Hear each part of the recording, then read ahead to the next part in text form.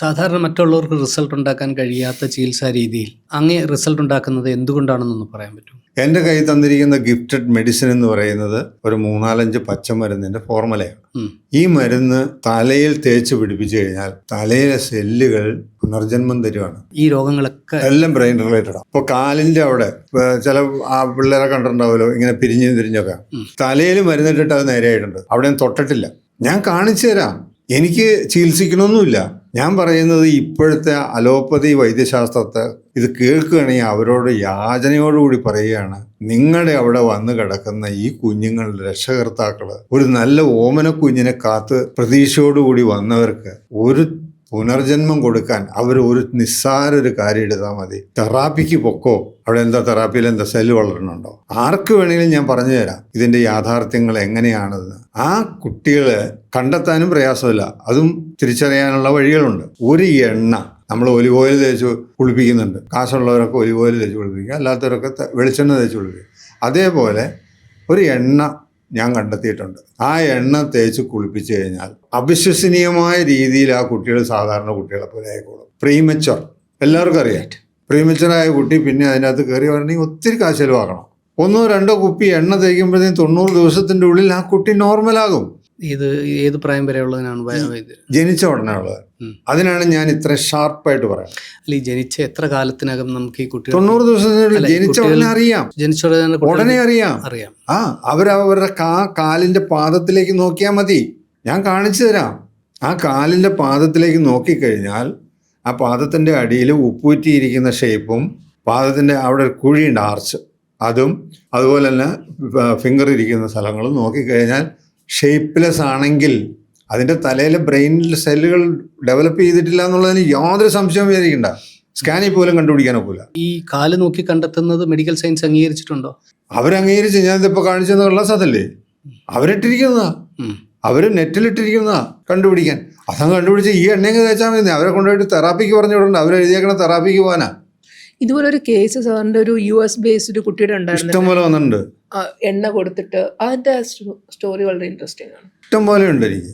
ഇതിനകത്തൊരു കുഴപ്പമില്ല. ഇതിപ്പോ പ്രേക്ഷകരുടെ മുമ്പിൽ അങ്ങ് ഇതൊരു ചലഞ്ചായി പറയുകയാണ്. ഞാൻ ചലഞ്ചായിട്ട് പറയുകയും ചെയ്യാം. അവരങ്ങനെ ഒരു കുട്ടിയെ കൊണ്ടുപോകാൻ ഞാൻ അങ്ങ് ശരിയാക്കി കൊടുത്തേക്കാം. ഇനിയിപ്പോ മറ്റു മരുന്നുകൾ ഉപയോഗിക്കുന്ന ഒരു കുട്ടി അവർ ഉപയോഗിച്ചോട്ടെ, അതിനെപ്പറ്റി നമുക്കൊരു വിരോധമില്ല. ആ ഡോക്ടർ മാത്രം മതി ഈ എണ്ണ അങ്ങ് തേച്ച് കൊടുക്കുക.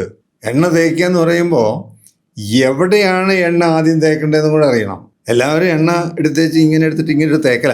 ഇങ്ങനെയല്ല എണ്ണ തേക്കണ്ടേ. കുളിക്കാൻ അറിയാൻ പാടില്ലാത്ത മലയാളികളോട് എണ്ണ തേക്കാനും കൊണ്ട് അറിയില്ല എന്ന് പറഞ്ഞു കഴിഞ്ഞാൽ ചിലപ്പോൾ എന്നെ ഓടിയിട്ട് തല്ലും. പക്ഷേ ആർക്കും അറിയില്ല എങ്ങനെയാണ് കുളിക്കണേ. താങ്കൾ കുളിക്കുമ്പോൾ എവിടെയാണ് ആദ്യം വെള്ളം ഒഴിക്കണേ? തലയിലോ? തലയിലെവിടെ? ഇവിടെ ഒഴിക്കാൻ പാടില്ലെന്ന് എല്ലാ ഡോക്ടർമാരും വൈദ്യന്മാരും എല്ലാവരും പറയുന്നു. ഇവിടെ വെള്ളം ഒഴിക്കരുത്, വെള്ളം ഒഴിച്ചാൽ അസുഖം ഉണ്ടാവുന്ന. അതേ സമയത്ത് കാലിൽ ഒട്ടും ഒഴിക്കാൻ പാടില്ല. അവർ ഒഴിക്കാൻ ഇത് പറയുന്നില്ല. കുളിക്കുന്നത് തെറ്റാന്ന് പറയുന്ന ഡോക്ടർമാരും ഉണ്ട് കേട്ടോ.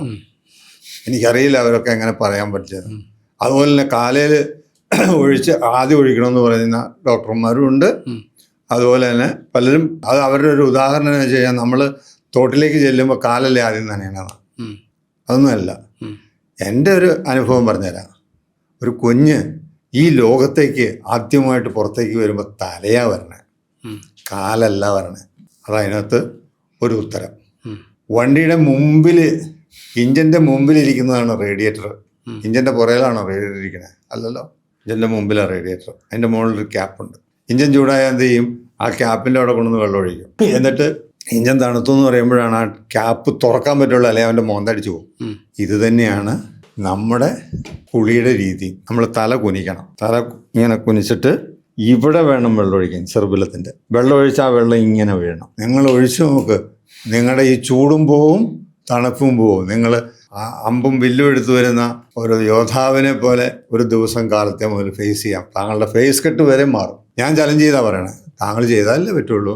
ചെയ്യാണ്ടിരുന്ന വെച്ചാൽ ഞാൻ അങ്ങനെ ചെയ്തപ്പോഴത്തേക്ക് എനിക്ക് വെള്ളം മൂക്കിക്കട വന്നു എന്ന് പറഞ്ഞു കഴിഞ്ഞാൽ അതിൻ്റെ അർത്ഥം എന്താണെന്ന് വെച്ച് കഴിഞ്ഞാൽ അകത്തുള്ള അഴുക്കുകളെ ഇത് വൃത്തിയാക്കി തരികയാണ്.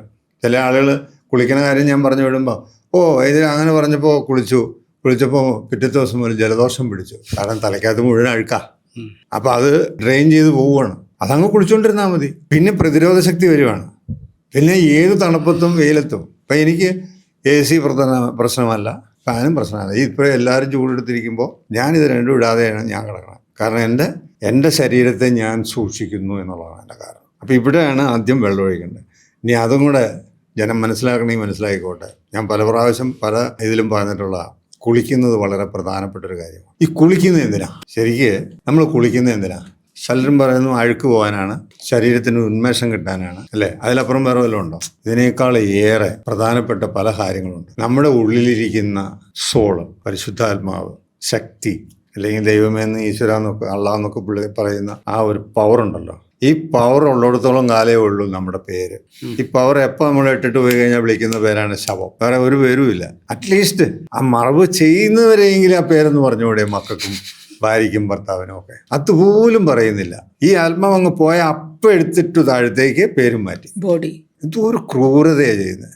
അപ്പം ഏറ്റവും കൂടുതൽ നമ്മൾ ആരെയാണ് സ്നേഹിക്കേണ്ടത്? ഏറ്റവും കൂടുതൽ നമ്മൾ സ്നേഹിക്കേണ്ടത് നമ്മുടെ ഉള്ളിലെ ഈ ആത്മാവിനെയാണ്.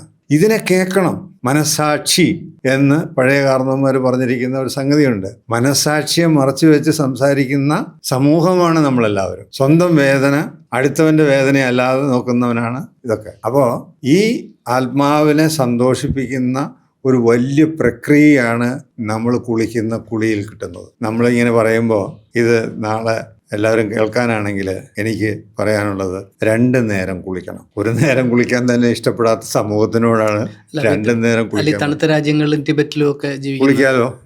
ഞാൻ സ്വിറ്റ്സർലൻഡിൽ ചെന്നപ്പോൾ 2 നേരം കുളിപ്പിച്ച് അവരൊക്കെ നല്ല മിടുക്കന്മാരായി, അവരൊക്കെ സന്തോഷമായിട്ട് അവരത്രയും പേര് കുളിക്കാൻ തുടങ്ങി. ഒരു കുഴപ്പമില്ല. അതെന്തുകൊണ്ടാന്ന് പറഞ്ഞാൽ നമ്മുടെ ശരീരം എപ്പോഴും ചൂടാണ്. എന്തുകൊണ്ടാണ് ചൂടായിട്ടിരിക്കണേ? നമ്മുടെ ഹാർട്ട് വർക്ക് ചെയ്തുകൊണ്ടിരിക്കുകയല്ലേ. ഇത് ഭയങ്കര ഇഞ്ചിൻ ഓടിക്കൊണ്ടിരിക്കുന്ന സമയത്ത് വണ്ടി ഓടിക്കണ്ട, ഇഞ്ചിൻ സ്റ്റാർട്ട് ചെയ്ത് കഴിഞ്ഞാൽ ചൂടാവൂലേ എന്ന് പറഞ്ഞതുപോലെ നമ്മുടെ ഇഞ്ചിൻ ചൂടായിക്കൊണ്ടിരിക്കുക. റെസ്റ്റ് കൊടുക്കണ്ടോ? ഡബിൾ വർക്കല്ലേ നമ്മൾ ചെയ്യണേ. അപ്പോൾ ആ ചൂടിനെ തണുപ്പിക്കണ്ടേ?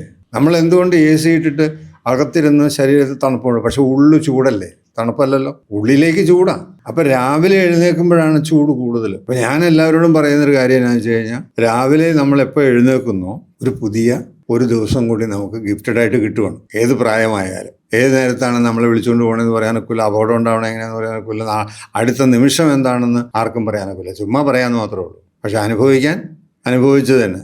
പിള്ളേർ കളിക്കാൻ പോയി വീണ് കാല് പൊട്ടുമെന്ന് അറിഞ്ഞാണെങ്കിൽ പോവില്ലല്ലോ. അപ്പം ഇതൊന്നും നമുക്ക് പ്രെഡിക്റ്റ് ചെയ്യാൻ പറ്റാത്തൊരു സത്യമാണ്. പക്ഷെ ഒന്ന് പ്രെഡിക്റ്റ് ചെയ്യാം, എൻ്റെ കൂടെ എൻ്റെ ആത്മാവിനെ ഏറ്റവും കൂടുതൽ സ്നേഹത്തോടെ സംരക്ഷണത്തോടുകൂടി ഞാൻ കൊണ്ടുനടക്കുന്നുണ്ടെങ്കിൽ എൻ്റെ ആത്മാവ് അപകടത്തിൽ നിന്ന് കൊണ്ടുനടക്കും. വൈദ്യരി നാരുള്ള ഭക്ഷണത്തെ കുറിച്ച് പറഞ്ഞല്ലേ?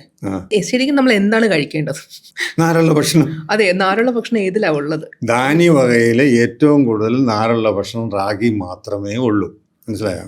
മറ്റുള്ള ധാന്യവകയിലുള്ള സാധനങ്ങളെല്ലാം മരുന്നാണ്. റാഗി കഴിക്കുമ്പോൾ ജലദോഷം വരും, കഫം വരും എന്നൊക്കെ പറഞ്ഞ് അങ്ങനെ പറയാറുണ്ട്. അതൊക്കെ റാഗി കഴിച്ചു കഴിഞ്ഞാൽ രോഗം ഉണ്ടാവാതിരിക്കും. അപ്പൊ രോഗം ഉണ്ടാവണ്ടേ? അപ്പൊ റാഗിയെ പേടിപ്പിച്ചാലല്ലേ പറ്റുള്ളൂ. അല്ലെങ്കിൽ ഇപ്പൊ ഞാൻ ചോദിക്കട്ടെ, എന്തിനാ ഇപ്പൊ പ്രോട്ടീൻ കഴിക്കണം എന്ന് പറഞ്ഞ് നിർബന്ധം വയ്ക്കണേ? ഓട്സ് എന്ന് പറയുന്ന സാധനം എന്താ? ഓട്സ് ഇപ്പൊ ഒരു ട്രെൻഡാണ്. ഓട്സ് എന്ന് പറഞ്ഞ് ഫൈബറാന്നാ പറഞ്ഞ് പഠിപ്പിച്ചു വെച്ചാൽ ഒന്നുമല്ല. ഞാൻ പറയാം, ഒരു 20 പേരോ 10 പേരോ ഓട്സ് കഴിക്കട്ടെ, 10 പേര് അതേപോലെ റാഗി കഴിക്കട്ടെ. റാഗി കഴിച്ചവൻ ആരോഗ്യത്തോടുകൂടി പോവും, ഓട്സ് കഴിച്ചവൻ സ്റ്റൈലിലിരിക്കും. റാഗി കഴിച്ചോ ബ്ലഡൊക്കെ പ്യൂരിറ്റി ആയിട്ട് കഴിയും. ഇപ്പം ദേഹമൊക്കെ റാഗി കഴിക്കാൻ തുടങ്ങിക്കഴിഞ്ഞാൽ കളറങ്ങ് മാറും. താങ്കളുടെ കളർ വരെ മാറും. I am sure. ബന്ധങ്ങൾ കൂടുമ്പോൾ ഇമ്പമുണ്ടാകാൻ വാദവും കഫവും പിത്തവുമായിരിക്കണം. ഇത്രയും കാര്യം സമൂഹം അറിഞ്ഞാൽ അവർ സുഖമായിട്ട് ജീവിച്ചോളും. അത് അടി കിട്ടുന്നത് ചികിത്സിച്ച് കാശുണ്ടാക്കണമെന്ന് ആഗ്രഹിക്കുന്നവർക്ക്.